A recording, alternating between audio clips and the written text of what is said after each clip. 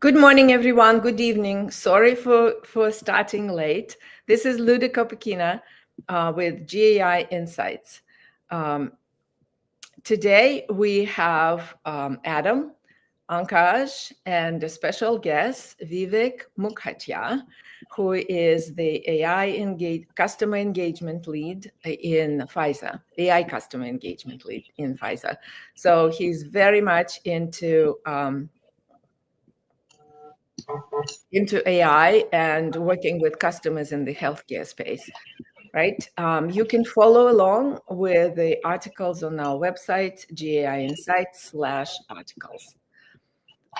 So, Ankash, if we can start with the first article, please. Sure, Luda. Uh, I'm sharing my screen, but it's not coming up. Yes. Here we go. So the first one that we have for today is a really interesting one, and it talks about a new AI agent company called Manus AI. So it's a journal agent that bridges minds and actions. Yeah, it's a Chinese company that is making a lot of noise on the AI media. What do you think about this, Adam? So it's pretty incredible. I would potentially say it's essential just because people will be talking about it, and our AI leader will want to know about it. It's the first time we've really seen a system that stitches together in a nice package a lot of what Claude can do with browser action and computer use, and sort of creating more of that system that can go out and do lots of tasks, but also write things to your own computer. It's quite a system they built. It can control 50 browser windows at the same time. It can do deep research like OpenAI's best models. It can build dashboards and websites. Every user, when they're interacting with it, gets like a sandbox where it's actually putting the code, and you can go out to a web page on their website and see the things you're building. So they stitched a pretty incredible tool together here. It's only available if you have a special invite code. It's not generally available yet. I think overall it's probably important news. The reality is it's stitching together a bunch of existing capabilities. There's nothing actually so much that's earth-shattering in terms of a breakthrough here. So I would say essential in that the leader probably wants to be aware of this. So we want to flag it as something to read straight away or get across.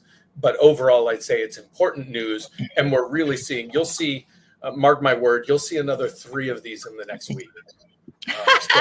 And they're going to be open, and they're going to be open source. So this is the first of many, but it is a big deal what's coming. Vivek, what do you think about this? Yeah, I'm with Adam. I think this is essential news from an AI leader's perspective. This is where the frontier is in terms of execution models and execution implementation of these chain of thought with deep research and agentic workflows. So I think for an AI leader who's starting to plan for this year and next year, a lot of the use cases should include this type of architecture, and this is where the frontier is. So with all of those, I agree that this is essential news, and it's quick, right? Right now, there's not much access, but it's just to see how capable this tool is. It should be a must for an AI leader. Yeah, and Ashish is commenting that there's quite a bit of action on the Chinese-US competition, essentially. Yeah. So, okay, so let's mark it essential just for the sheer notion that there's a lot of buzz and the AI leader needs to know about it and experiment with it, or his team, when it becomes available. Okay, let's mark it essential and proceed to the next one, Ankaj, please. Yes. So the next one comes from Mistral, and it talks about their newly launched OCR capabilities. Yeah, that's another step in the right direction, right, Vivek? What did you think about this one? Yeah, I was between an important and an essential here as well. This is a really important part of RAG workflows is to get the information out of the documents. And we know that majority of the information is in this unstructured data. And what Mistral has done here is has developed this optical character recognition API that then can go through the document and from a multimodal perspective look at images, tables, infographics, text, and extract it to be used for these AI-based applications. We know that this we need something as a bridge between the documents and AI-ready data, and this makes it extremely easy. The benchmarks demonstrate that this is top of the line, and if you are developing again any rack solutions or need to redo some of the rack solutions you developed last year as an AI leader, you should definitely put this on your radar. So that's what I was. But again, I was between important and essential.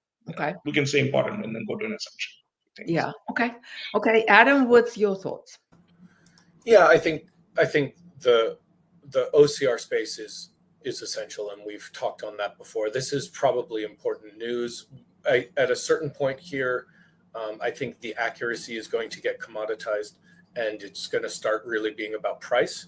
And there wasn't enough information. I haven't had time to go research and compare how this is against the other things it's competing with in terms of price, which would really probably make it essential for me if it were an order of magnitude cheaper or something like that and more performant. I agree. It's important for people to know what's taught, state of the art. And this sounds like it certainly is for the moment. But I need to look a little more about the pricing. And you can very quickly be talking about tens, hundreds of millions of pages of PDFs. So that becomes an important factor. Yeah. So remember, we had the capability we reviewed and we marked it as essential. Allen Institute of AI, I think, gave us the tool. They put together a tool to actually scan PDFs. And put it in buckets, remember, and that thus reducing the cost significantly. So the quality and the cost were down. So I didn't have a chance to compare, but I think what is important here that this capability is built in versus the Allen tool needs to be integrated into the model and the flow, and it's a little cumbersome, right? So here the flow is in. So for that reason, I was going important rather than essential. Yeah, and I agree with, and I think it's just another highlight that Mistral is still trying to compete. It's the only European leader in this space. It's going as acting as a challenger, given all the geopolitics that's happening. I think they're continuing to innovate, which is great to see. So. Yeah. Okay. Adam, okay with important? Okay. Important it is. Correct. Moving to the next one. The next one comes from Anthropic, and they have made certain updates to their console. Yeah. So this is sort of like a catch up from where I understand it, even though the announcement is pretty comprehensive. So the console now can help you with the prompts. They can generate a prompt. They can compare the prompts efficiency. You can give it the shareable prompt and bring the team to help you with the sharpening it.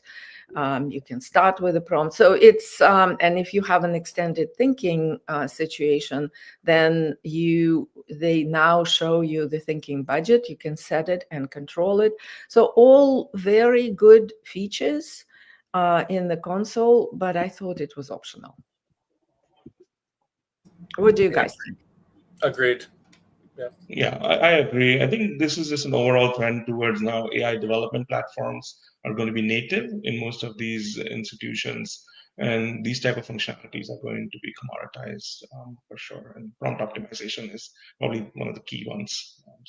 Yeah, but it's good, right? It's really that would lean me with the Sonnet 3.7, with the capabilities of that model plus this. It probably would lean people into using Claude much more. So this is good for Anthropic, but optional it is. Okay, optional it is. Let's proceed. Ankash, please. The next one is a case study about Mayo Clinic's secret weapon against AI hallucinations? Yeah. Vivek, you are a healthcare guy. So what do you think here? Yeah, I actually came across this earlier in the weekend, and I was fascinated by this article. I think it's a and I think the key trend for me here that the hospital systems and clinicians are actually on the forefront of using AI compared to industries or B2C folks because they have less burden internally of evaluating as well as making sure that and they're more likely to experiment with this type of methodology. So what Mayo Clinic has done is developed this concept called reverse RAG. It hopes to eliminate the hallucinations from medical applications by linking the facts that come out of the vector databases back to its original source document using sort of traditional AI, using this technique called curate, which is clustering using representatives algorithm in combination with vector databases, which is traditional RAG, and then linking this fact. And then now it's sort of, for these applications, again, not just healthcare, you think about legal or any high stakes application, the having true fact is so important to the application. So now we're moving from this probabilistic AI to verifiable AI, and I think Adam talked about it last week around developing this layer of evaluation, and this helps these folks do that, and it opens up so many different use cases. That's why I gave this an important, but I gave this an essential. But I know it's so limited in its you don't need a RAG if you're doing just a simple chatbot. But from customer service perspective, so many different applications can be enabled by this. So. Yeah, I was also an essential because many domains, finance, whatever, really legal, as you mentioned, a number of domains really have a need for that. And now this is a technique. They don't go too in depth on this, unfortunately, but to just have the AI leaders know about it and the fact that it's implemented, it's working, that I think is an essential news. Adam, what did you think? Yeah, I could support essential. I guess I was more in the important camp. This won't necessarily be relatable to everyone. It's not going to address any of their immediate or short term problems, and it is both a little light in the detail as well as in some ways a little difficult to digest in terms of how they explain these concepts. So it wasn't an easy read. But it is an essential topic, and as you say, it does extend into other use cases in industries as well. So I could support that. Yeah, and Yeah, they but were able to use it for patient summaries to generate patient summaries back that the doctors developing them. So they are putting this into production, which is good to see. But yes, I agree with you, Adam, that I would have loved to see additional use cases being it's not additional. It's like I was. If you want to implement it, right? So yes, the how to notion of it is out in this article, but if you really want to implement it, this is not yet there. You can't do it, right? Because they don't detail it. And Adam, it's a very good point. Maybe we should mark it as important so that we highlight it, but not say, look, go absolutely read it. Yeah. Because we'll have more on this. This is a good absolutely. technique, and it's probably costly. So the notion of how do you compare it with other rags and with the semantic graphs and what is better and how does it work in that sense and what is more costly, I think is a very critical parameter that is not addressed here. Yeah. Okay. When we see that it demonstrates, because they were claiming that it cuts down 90 minutes to 10 minutes in terms of administrative tasks, and that's huge for a healthcare organization Yeah. because a lot of the cost is baked into those administrative tasks. Right. Okay. All right. Let's mark it as important, yeah. So because there will be more on this. Okay. Sounds good. Let's proceed, Ankash. Okay, the next one is a research paper which talks about how do language models track state. Yeah. Um, it's sort of related to memory and understanding the overall context of the world. And here we create something, we created LLMs, and now the whole research team goes back and says, well, how do they do it internally? Was fascinating to me. But Adam, what did you think? It's reputable. It's MIT team. So we really have no idea how these things work. Which is I think the takeaway here. I think this research is optional. It is fascinating. I am absolutely with you, Luda. But what this is exploring is that there's the unobserved state of an evolving world. So as you create a situation in discussion with an LLM, there might be things where objects move or there's some sort of situation that occurs, and how does it really track the changes to the environment such that then it can retain context later, and if you swap objects or around, that sort of thing. And it goes into that typically there are two different ways they do it, and it's great that we're deepening our understanding of this. It's optional news for an AI leader. Probably leave it at that. Yeah. Yeah, I agree with Adam. It's a little too complicated for an AI leader to spend. It took me a while to kind of work with the robot to help me understand this. But the two concepts that it came up with: this careful thinker, this associative algorithm, versus the shortcut taker, which is a parity associative algorithm, and how it's just so fascinating to understand that it can sometimes take shortcuts like humans do, and sometimes it goes along the long path. And it's just, I think to me, this research is going to open up additional modalities of like algorithmic innovation research that is going to happen to, again, continue to improve these models. It's similar to the other articles that we're reading today. It's that can we improve accuracy, understanding how they're working, maybe we can address some of those deficiencies. So it's a fascinating research. I think the implications are going to be very important in the near future. Yeah. Okay. I have to get off camera for a second. I had a tree almost fall on my house, and there's trucks and tons of people. So let me just tell them that I will be a couple of. If you want to go on mute, we'll just move on to the final article, Luda. Okay. The show will go on. Ankash, let's hop on to the last one here.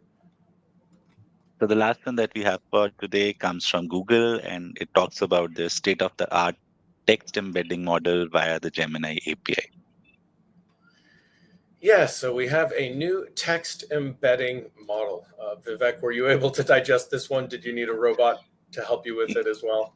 No, this one, I mean, I think this is again the same, right? They're trying to improve function of what the LLM is going to generate. So overall, I gave it just an optional for now. There's not much in terms of incremental innovation. Improvement, you say?